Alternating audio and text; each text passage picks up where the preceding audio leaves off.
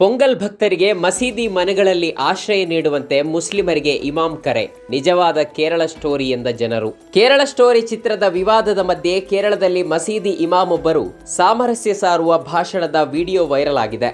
ಇದರ ಬೆನ್ನಲ್ಲೇ ಇದು ನಿಜವಾದ ಕೇರಳ ಸ್ಟೋರಿ ಎಂದು ಸಾಮಾಜಿಕ ಜಾಲತಾಣಗಳ ಬಳಕೆದಾರರು ಪ್ರಶಂಸೆಯನ್ನ ವ್ಯಕ್ತಪಡಿಸಿದ್ದಾರೆ.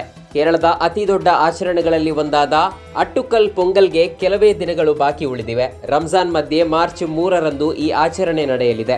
ಈ ಹಿನ್ನೆಲೆಯಲ್ಲಿ ಅಟ್ಟುಕಲ್ ಪೊಂಗಲ್ ಭಕ್ತರಿಗೆ ಮಸೀದಿಗಳು ಮತ್ತು ಮನೆಗಳಲ್ಲಿ ನೀರು ಆಶ್ರಯ ವ್ಯವಸ್ಥೆಯನ್ನ കൽപ്പിಸಿ ആതിഥ್ಯ നീಡುವಂತೆ പാലയം ഇമാം വി.പി. സുഹൈബ് മൗലവി മനവി ಮಾಡಿದ್ದಾರೆ.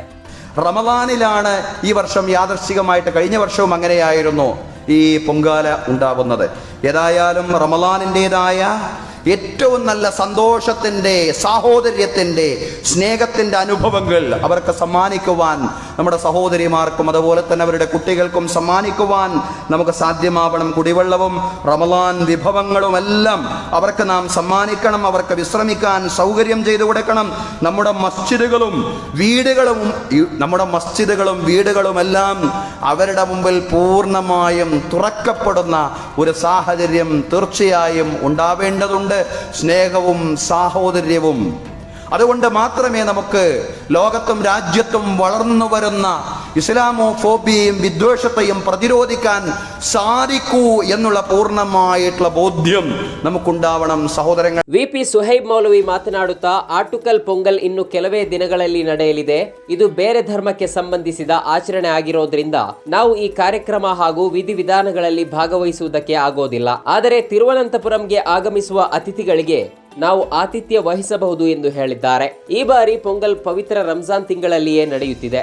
ಪೊಂಗಲ್ ಆಚರಣೆಗಾಗಿ ತಿರುವನಂತಪುರ ನಗರಕ್ಕೆ ಆಗಮಿಸುವ ನಮ್ಮ ಸಹೋದರಿಯರು ಹಾಗೂ ಅವರ ಮಕ್ಕಳೊಂದಿಗೆ ರಂಜಾನ್ನ ಸಂತೋಷ, ಸಹೋದರತ್ವ ಮತ್ತು ಪ್ರೀತಿಯನ್ನ ಹಂಚಿಕೊಳ್ಳಬೇಕು.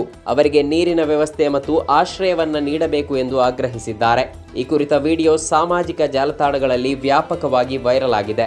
ದಿ ಕೇರಳ ಸ್ಟೋರಿ 2 ಕುರಿತ ವಿವಾದದ ಮಧ್ಯೆ ಸಾಮಾಜಿಕ ಜಾಲತಾಣಗಳ ಬಳಕೆದಾರರು ಈ ವಿಡಿಯೋವನ್ನ ಹಂಚಿಕೊಂಡಿದ್ದಾರೆ. ಇದು ನಿಜವಾದ ಕೇರಳ ಸ್ಟೋರಿಯ ಉದಾಹರಣೆಯಾಗಿದೆ ಎಂದು ಶ್ಲಾಘಿಸಿದ್ದಾರೆ. ಇಮಾಮರ ವಿಡಿಯೋ ವೈರಲ್ ಆಗುತ್ತಿದ್ದಂತೆ ಕೇರಳದ ವಟ್ಟಿಯಾರ್ಕಾವು ಕ್ಷೇತ್ರದ ಸಿಪಿಎಂ ಶಾಸಕ ವಿ.ಕೆ. ಪ್ರಶಾಂತ್ ಅವರು ಇಮಾಮರನ್ನ ಭೇಟಿಯಾಗಿ ಅವರನ್ನ ಸನ್ಮಾನಿಸಿ ಅಭಿನಂದಿಸಿದ್ದಾರೆ.